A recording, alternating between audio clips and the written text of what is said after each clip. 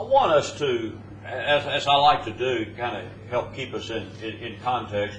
I want to go back to the 12th chapter of Revelation for just a brief moment, because this is really the turning point in our study of the book of Revelation, and it really begins the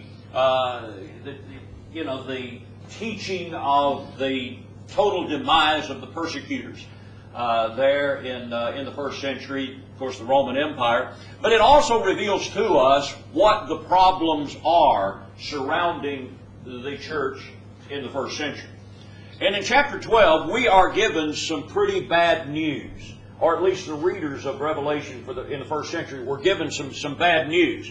After talking about the war that was raging between the dragon and the man-child that the woman was about to deliver, and he was unable to destroy Christ, who was going to rule the nations with a rod of iron, the dragon was enraged.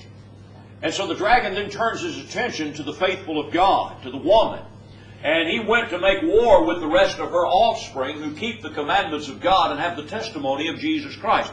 Now that's the bad news that the writer is giving to the readers. And we've noticed in our study the enemies of God, the enemies of God's people.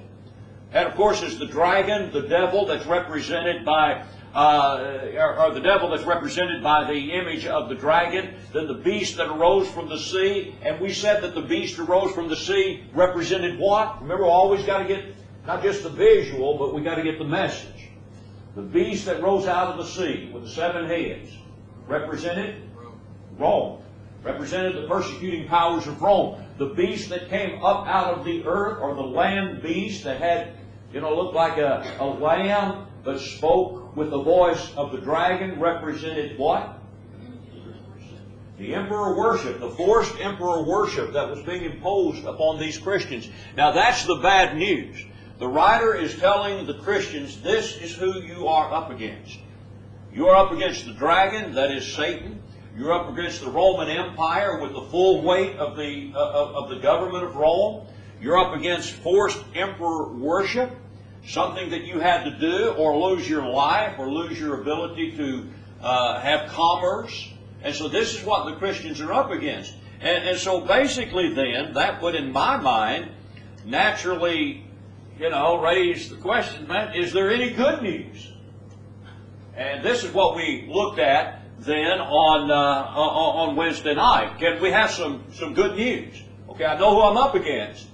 What's the good news here? And in chapter 14, we're given that good news. And this is, like I said, what we studied this past Wednesday. And really, if you notice in chapter 14, there are 3 sections that we studied. And each section begins with either I looked or I saw. So we're seeing an image or the vision that John sees. I looked, I saw, I looked again. And then the first time, in verses 1 through 5, when he looked, he saw the Lamb standing on Mount Zion with 144,000. Now, again, that's the visual. What is the message? What is it John sees when he sees? He doesn't literally see a lamb in the image, but that's not the point.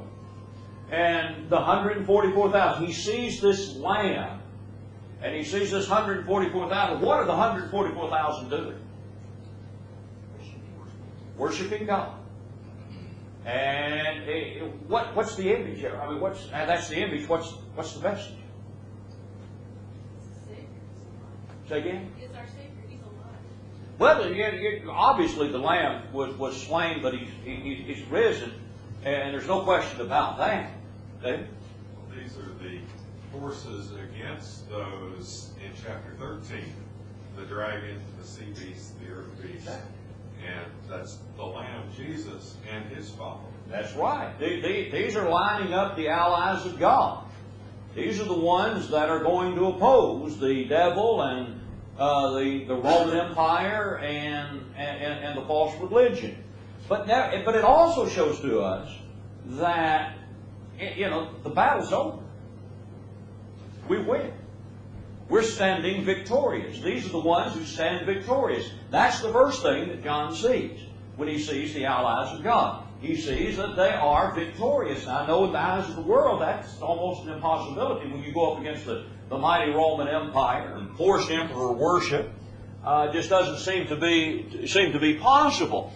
But that's what John saw when he was giving. Now he's giving some good news. Hey, these are the allies of God, and they win. And then he sees another vision in chapter 6. He sees 3 angels that are flying through heaven in chapter 14. And the first angel that he saw had what?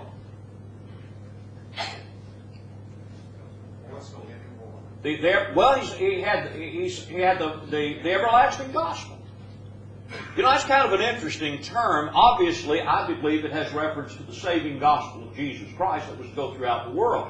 But it's also interesting that some see this as the gospel of retribution that's going to come upon Rome, that needed to be preached to every nation, tribe, and peoples under heaven. I think it's the gospel that went forth. I think it's sort of similar to what we saw back in the breaking of the 7 seals with Christ and His message going forth on the white horse. Now the gospel has gone forth. So John sees an angel having the everlasting gospel, saying, fear God, give glory to Him, His hour of judgment has come. Then the second angel came that John sees, and what did he say? Babylon is fallen. Rome, your persecutors, is destroyed. Now again, that was something that was going to take some time, but God is speaking here in the absolute. We win. And then the third angel came, and he had a loud voice, and what did he proclaim?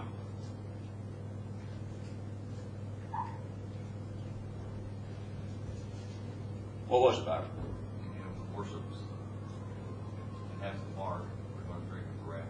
That is exactly right. This third angel comes and he announces what's going to happen to those who have received this special privilege from Rome, having the mark showing that they're owned by Rome, they're loyal to Rome. They've received the mark that we looked at back in chapter 13 and verse 18, and now they're going to be tormented. Now, let me ask you something. Is he talking here about the final judgment? Say again? No. Okay, you're absolutely correct. I agree with what Mo said. He's not talking about the final judgment, even though some of the terminology would suggest this. They'll be tormented with fire and brimstone. The smoke of their torment is going to ascend forever. They'll have no rest. But there is a phrase here that's found in these verses that really shows to us, even though, and this is, we get over to chapter 20, yeah, they're going to be eternally lost. They're going to be eternally punished. There's no question about that. But there's something that's said in these verses here that shows to us very clearly this is not going to be the final judgment. What is that? Real. I know it's almost so obvious. We kind of like to see, not seeing the forest for the trees. They'll be tormented with fire and brimstone in the presence of the Lamb. A final judgment. You read 2 Thessalonians 1. Those who have not obeyed the gospel, they're going to be punished away from the presence of God.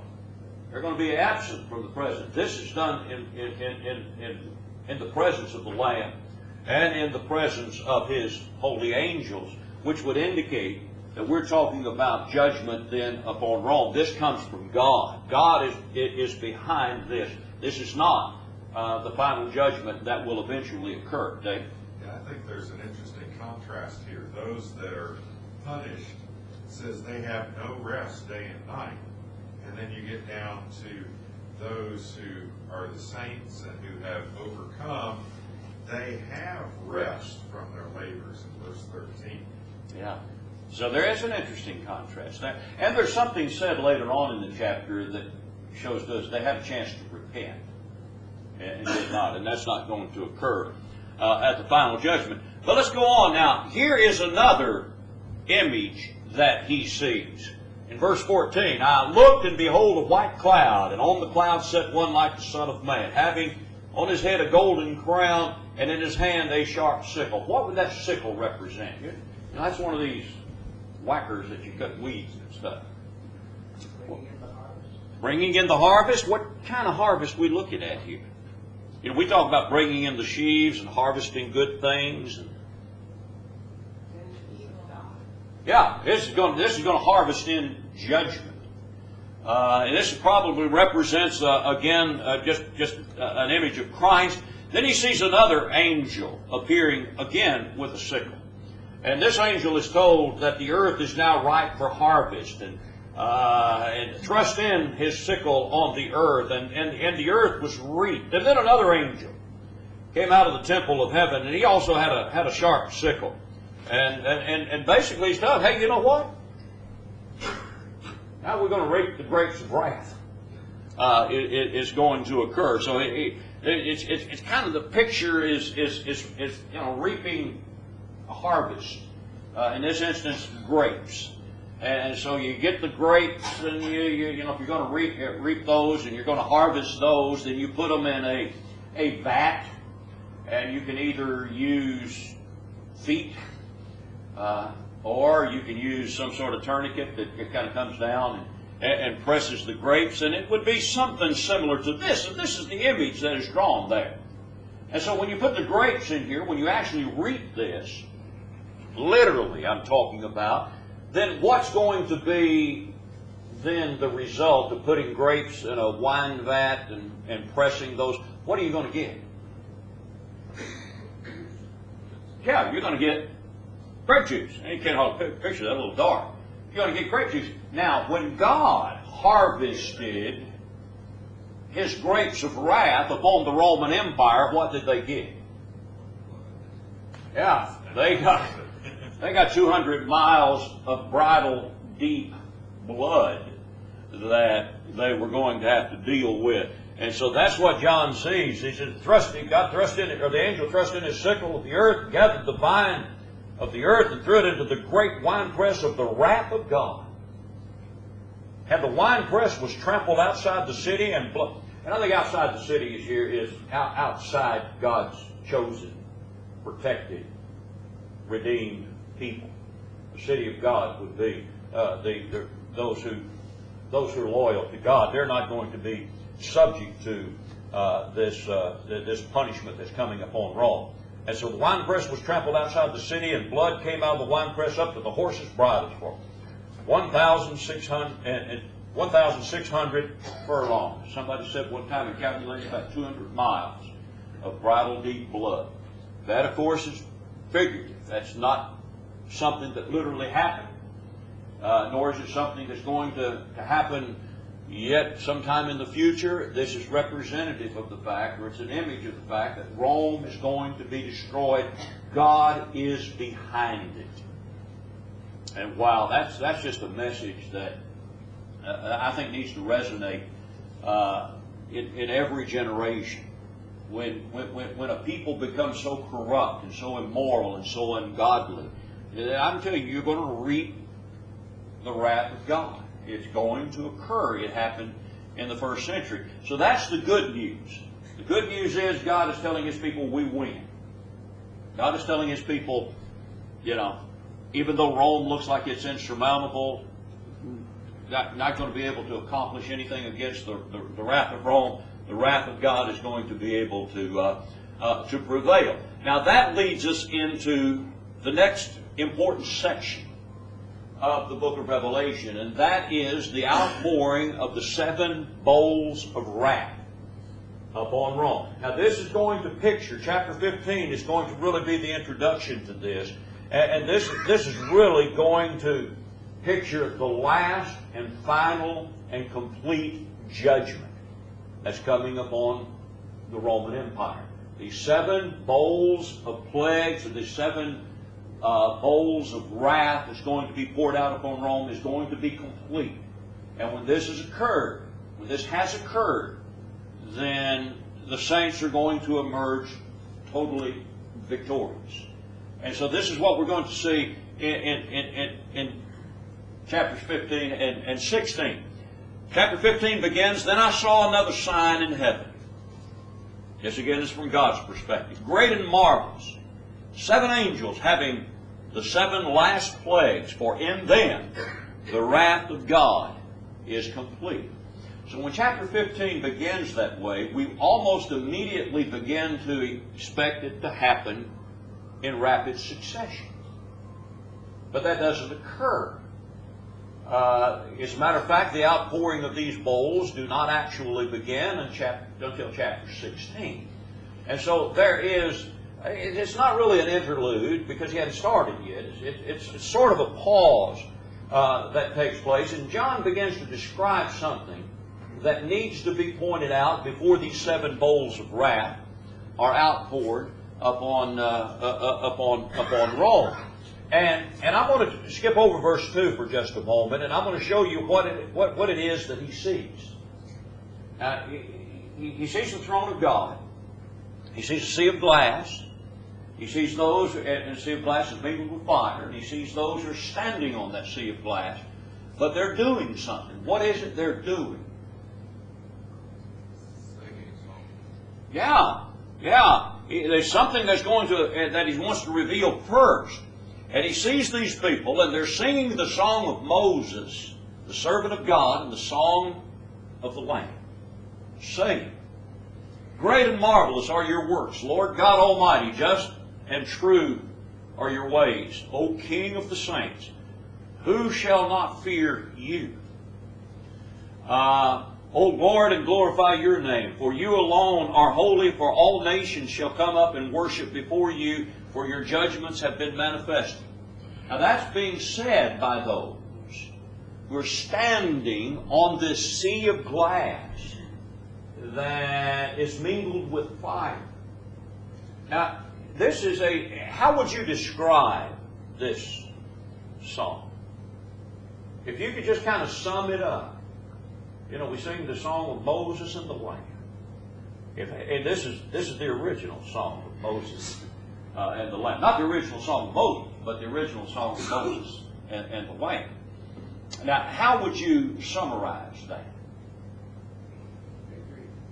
Victory. Okay, victory. Great. Both dispensations. Say again? Both dispensations. Yeah. It would be that which occurred with deliverance there. It certainly deliverance here. But I want you to notice something that they don't do. They don't mourn their condition.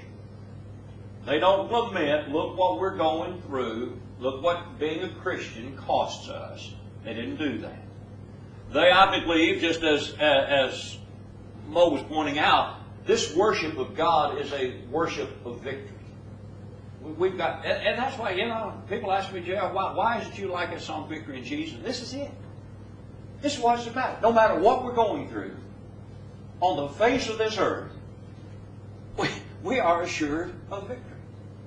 And so these Christians now, standing on this sea of glass mingled with fire, are singing a victory song. We've won. We have been victorious. Now all of this is before these bowls of wrath are pointed out. I want to talk to you a little bit about this sea of glass. Because I think what we need to do is kind of focus on this just a little bit. And I think I even, and maybe in one of the questions, in the worksheet kind of alluded to this just a little bit. There are 3 times in the book of Revelation that a sea or a sea of glass is mentioned. Back in chapter 4 and verse 6, before the throne there was a sea of glass like crystal. Now, again, I want to point out to you, I don't want us to become too enamored with trying to visualize a meaning upon every sign and symbol and reference that's made. in the book of Revelation, but I believe this is an important symbol based upon the fact that there are two other times that it's used in the book of Revelation. I think what we're seeing here is when we see this sea, or we observe this sea before the throne of God, we're seeing that which separates God. God is distant. He's unapproachable. That is in His literal presence. We know that He's present with us through faith. We understand that. But He's not literally with us in the way that I'm literally with you in this room. And so it seems like that God is distant. He's unapproachable while these saints are in the flesh. Now the last time that we read about the sea is over in chapter 21 with the New Jerusalem that came down out of heaven. He said, I saw a new heaven and a new earth, for the first heaven and the first earth had passed away. Now notice, he says there is no more sea. Now the sea was before the throne of God in chapter 4. Now over in chapter 21, this sea has been removed. Well, what does that suggest? Well, later on in the chapter we find the tabernacle of God is with men. And He will dwell with them, and they shall be His people. God Himself will be with them and be their God. And so now you see the absolute fellowship that is experienced by those who have gone through this great persecution. Before, God was distant.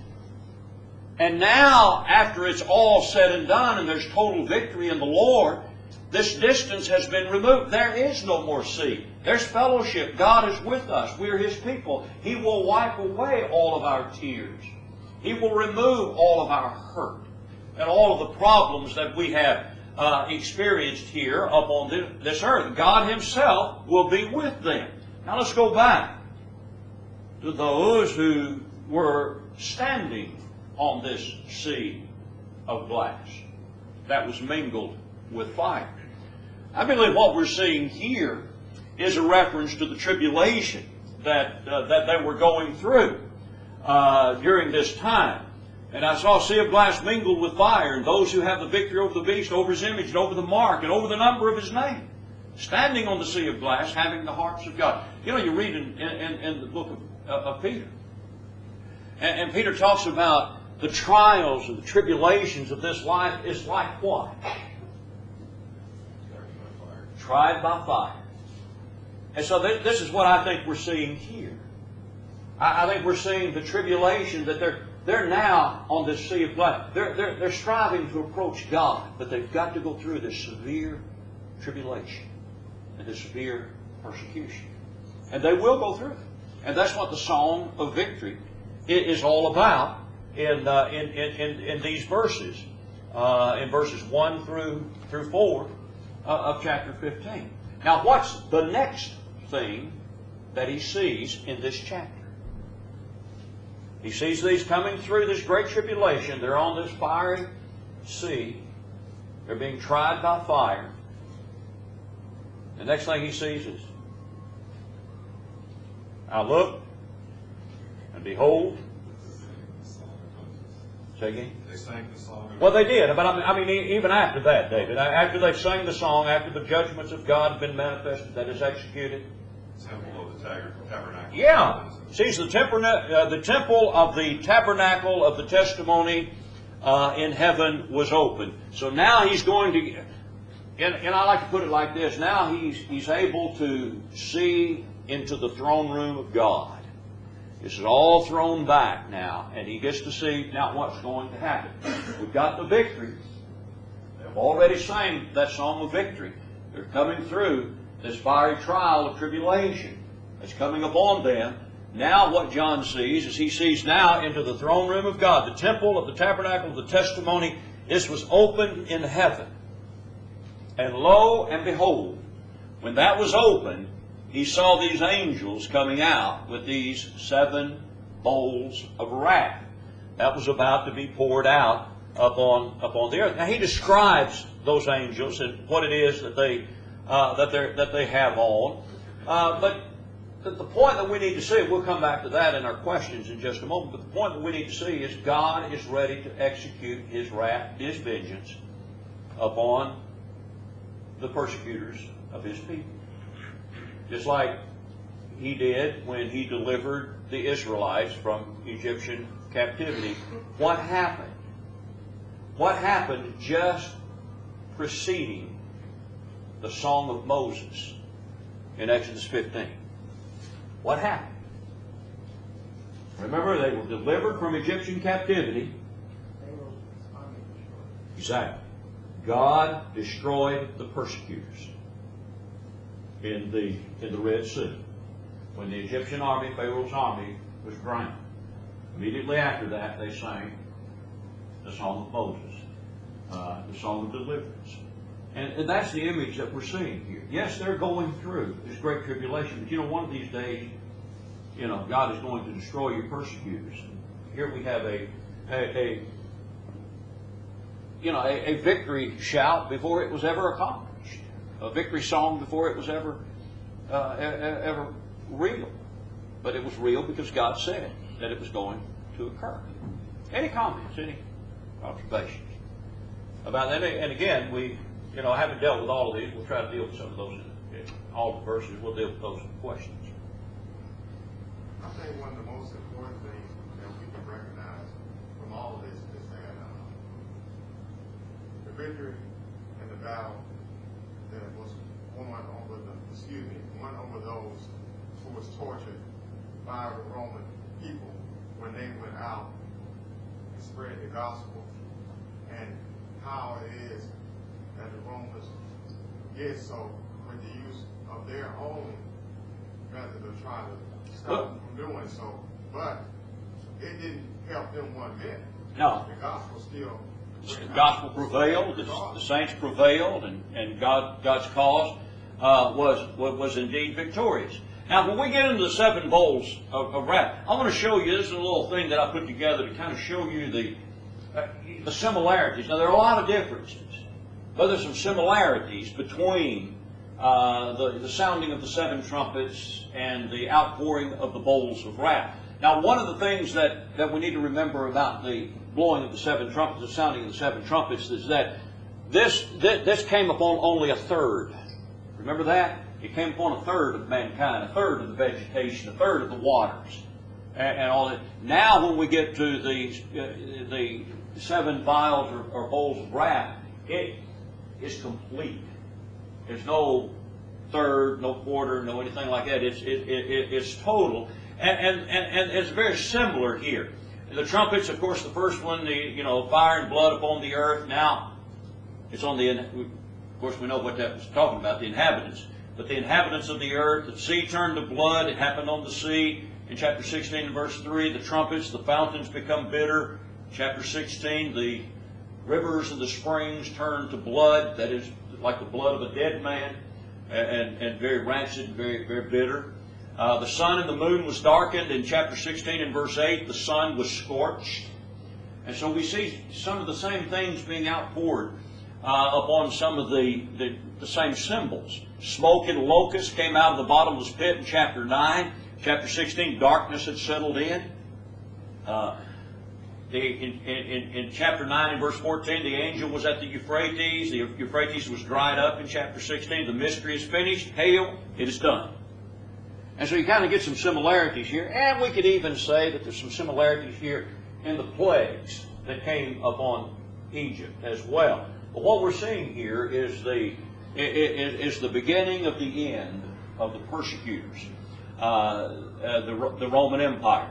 And one artist kind of rendered this in this way, kind of going from right to left and going around like that. The bowls of wrath that was being poured out upon mankind, upon the seas, upon the rivers, and then upon the sun. And those are the first 4 ones. We'll continue with the last 3 this coming Wednesday. But what we're doing here is we're seeing God is avenging His saints. And I want to do something. I'm going to put something up here, then I'm going to ask you a question about each one of the 4 that I put up there. And keep in mind, this is very important if we're going to come away with any kind of understanding of what it is that we're talking about, what it is that we're studying, that we have to get the message behind the visual. Otherwise, we're just going to be stuck on a visual here, and it's not going to mean a great deal to us. When the first bowl is poured out, foul and loathsome sores are upon those with the mark of the beast. That's bowl number 1. Bowl number 2, that's outpoured, the seed becomes blood, and every living creature in it dies. Bowl number 3, rivers and springs of water become blood. And during this time, the angel sort of praises God for what He's doing and points out that, you know, this is just. This is kind of bad, but this is just. And then the 4th bowl that was poured out, the sun scorched men with fire, causing them to blaspheme God even more. So the first, at verse 2, went out and poured out his bowl upon the earth. The foul and loathsome sore came upon the men who had the mark of the beast and those who worshipped the image. Then the second angel poured out his bowl on the sea, and it became blood as of a dead man. Every living creature in the sea died. Then the third angel poured out his bowl on the rivers and springs of water, and they became blood. And I heard an angel of the water saying, "You're righteous, O Lord, the one who is and who was and who is to be, because you have judged these things. For they have shed the blood of saints and prophets." Those would be New Testament prophets. "And you have given them blood to drink, for it is their just due." And I heard another from the altar say, "Even so, Lord God Almighty, true and righteous are your judgments." Then the 4th angel poured out his bowl on the sun, and power was given to him to scorch men with fire. And men were scorched with great heat, and they blasphemed the name of God, who had power over these plagues, and they did not repent and give Him glory. Now those are the visuals. Now let's take the first bowl of the vial of wrath plagues that was poured out. The foul and loathsome sores with those with the mark of the beast. What's the message here? Got the visual. Not a very pretty visual either. The shoe's going to be on the other foot. Okay? Shoes going to be what? What other foot's that? Yeah, you're right, huh? The Roman's going to go down. Those are pointing out Christians are going Yeah, yeah. Those receiving the special treatment from Rome, as Bo said, now the shoe's going to be on the other foot. Those who have received special treatment from Rome because they had the mark of the beast, either on the forehead or on the hand, and they were able to buy and sell. They were able to engage in commerce. Now you are going to be subject to special wrath. It also may indicate the moral rot of Rome. And I think that's important for us to understand. When the sores and the loathsome sores and things of this nature, it may indicate, not only that you're going to receive special punishment, but you're going to receive that because of the moral rot by which you have been living. When the Christians were being persecuted, this was what was physically happening to them. Oh yeah. When you're starving to death, your body just disease and Yeah. Sores and disease and all kinds of things that begin to happen. Now the sea becomes blood and every living creature dies. What's the message? Did the Mediterranean Sea, the Indian Ocean, the Pacific Ocean, the Atlantic Ocean, did all of this turn to literal blood? What's represented? What do we see? What's the message?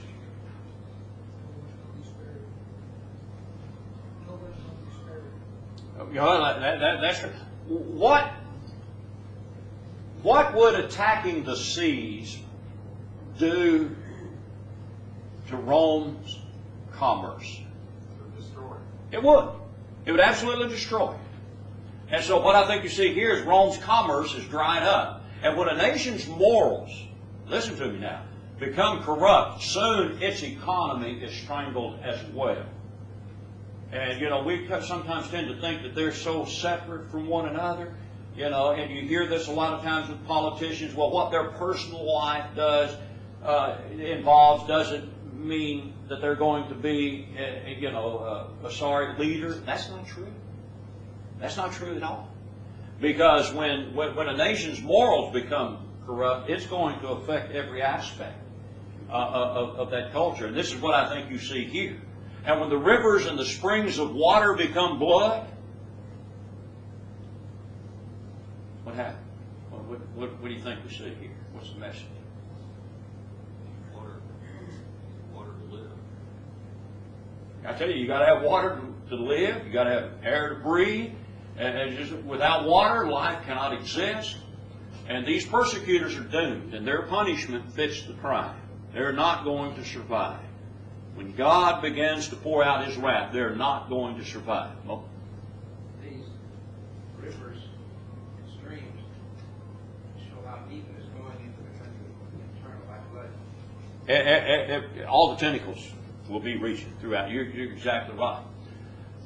This is an interesting one to me. The sun scorched men with fire, causing them to blaspheme God even more. What do you see here? What's the message? I know you see the visual here, and that's pretty. That's, you think about the sun just getting hotter and hotter and hotter and hotter. That's how vile these people are. But they're absolutely. Like Pharaoh. And of course they're not going to repent. It's just like you said. That's how vile that they are. But I think what's interesting here is, Rome had made use of fire. They were lighting their gardens with burning Christians. And it seems to me that God is saying, if you want fire, you're going to get fire. That's what's going to happen. It's going to be destroyed. And I know it's taken a lot of time going through this, trying to give us not only a visual, but an understanding of what is occurring here. Let's see about some of the questions. In John 15:2, John sees something like a sea of glass. Research and find in the book of Revelation a sea of glass, where the sea of glass is first mentioned. Where was that? Yeah, in chapter 4. What do you think is the significance of that? We've gone through this.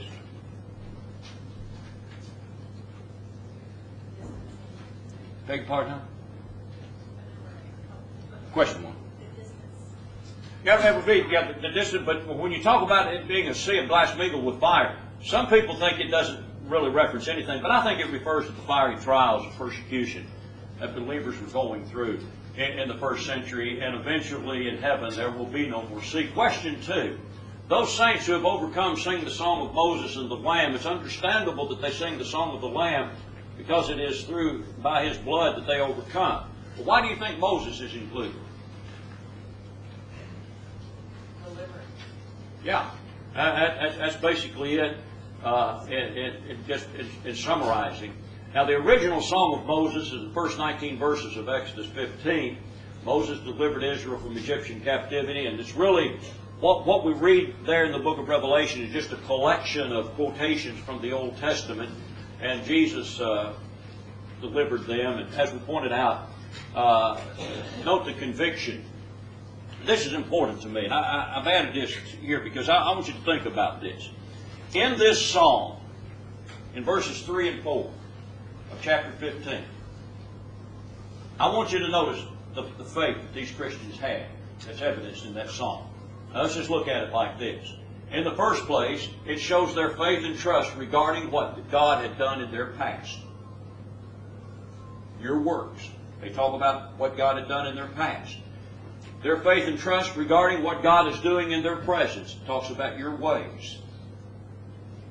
And then it shows their faith and trust regarding what God will do in the future. All shall come. I'm telling you, there's a lesson in that. There's an absolute tremendous lesson of faith and trust. And these Christians are standing in the middle of the fires of persecution. And they trust God for what He's done in their past, and what He's doing in their present, and what He's going to do in their future. And I don't know about you, but I need that desperately in my life. After the singing of the song, what does John see opened in heaven? Tabernacle of testimony. Yeah. You know, kind of, I don't know if you did this beforehand coming to class, but kind of watching class, we go through all of these in our presentation. John now sees inside the most holy place, the very throne room, and he sees these 7 avenging angels emerging. And I got kind of thinking, you know, he sees this, and he sees his angels coming out. Can you feel just a sense of anticipation? What's going to happen? What's going on here? And of course, we see what's going on. The attire of the 7 angels. People coming up and downstairs. Did the second buzzer go off? See people standing in the hallway out there, kind of worried me a little bit. What is the attire of the 7 angels, and what were they given?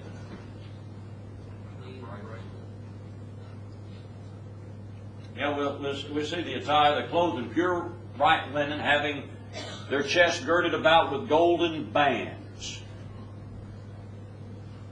What do you think that represents? Some believe it represents the priestly clothing that had to be worn by priests as they entered into the Holy of Holies in Leviticus 16. Some believe it depicts the royalty that they had, similar to the royalty of Jesus and what he wore in chapter 1.